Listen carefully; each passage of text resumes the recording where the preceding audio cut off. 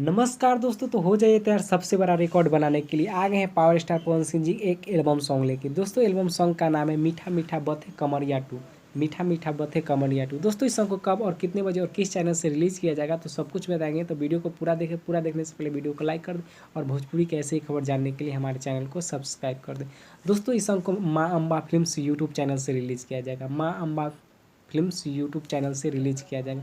दोस्तों बहुत जल्द यह आप लोगों के बीच आ रहा है। वीडियो सॉन्ग डायरेक्ट आएगा बहुत जल्द।